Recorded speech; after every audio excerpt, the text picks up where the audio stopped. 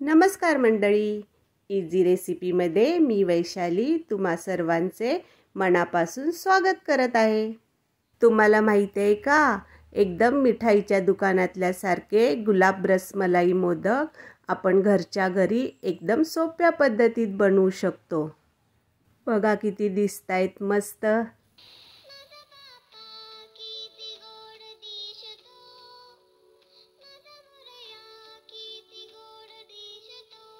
लागणारे साहित्य आहे दूध, मिल्क पावडर, साखर, तूप, रोज सिरप, बारीक कापून घेतलेली चेरी आणि पिस्ता। दूध एका टोपामध्ये ओतून घेऊन छान गरम करून घ्यायचे। दूध चांगले गरम झालेले आहे।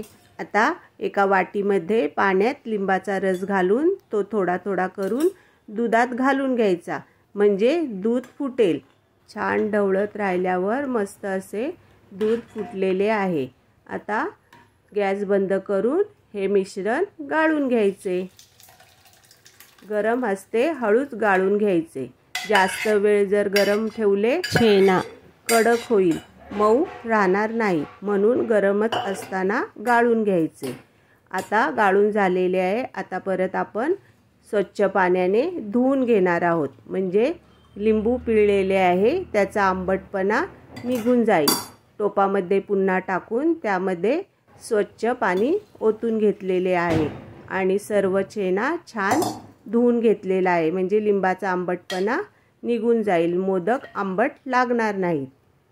अशा पद्धतीने धुवून घ्यायचा आणि पुन्हा गाळून घ्यायचा। तयार झाला आहे आपला छेना।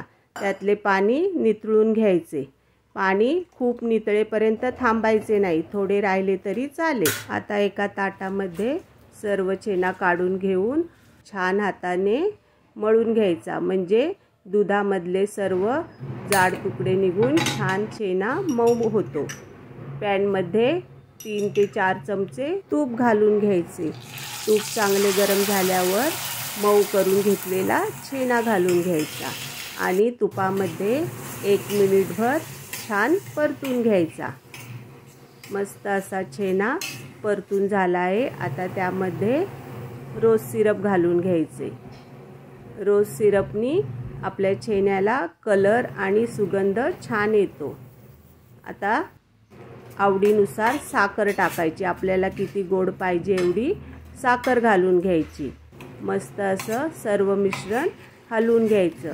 छेन्यामध्ये साखर आणि रोज सिरप चांगले विरघळले आहे, त्यामुळे थोडासा छेना पातळ झाला आहे।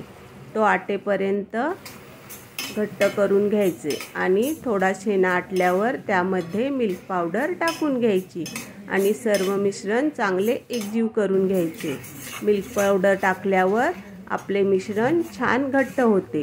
आता सर्व चांगले हलवून घ्यायचे आणि त्यामध्ये कापून घेतलेली चेरी टाकून घ्यायची। वाह, किती छान दिसतंय बघा।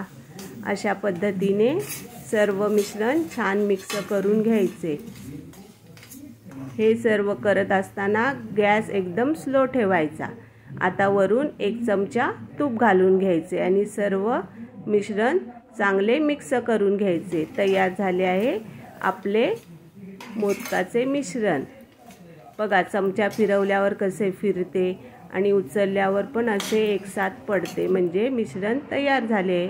गॅस कमी करून सर्व पॅनभर पसरून थंड व्हायला ठेवून द्यायचे। मोदकाचे मिश्रण छान थंड झाले आहे। आता हा साचा तुम्ही तर माझ्या व्हिडिओमध्ये बघितला असेल, त्याला तूप लावून घ्यायचे आणि सर्व खाच्यांमध्ये पिस्त्याचे काप घालून घेणार आहे, म्हणजे मोदक छान सुंदर मिठाईच्या दुकानातल्यासारखे दिसतात।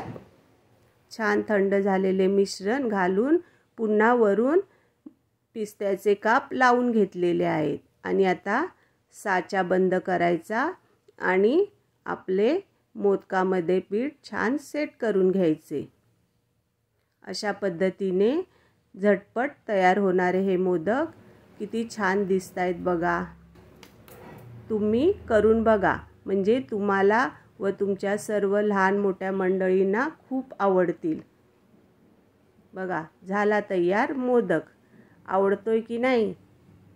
अशा पद्धतीने सर्व मोदक तयार करून घ्यायचे। बाप्पाच्या आवडीचे तयार झाले आहेत टेस्टी गुलाब रसमलाई मोदक। अशा प्रकारचे मोदक तुम्ही नक्की करून बघा। आहेत का नाही टेस्टी?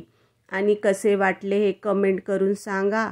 आणि नेहमीचेच माझ्या चॅनलला सबस्क्राईब करायला विसरू नका। आणि व्हिडिओ बघितल्याबद्दल धन्यवाद। कसा वाटला हा व्हिडिओ हे पण सांगा। शेअर आणि लाईक करायला विसरू नका।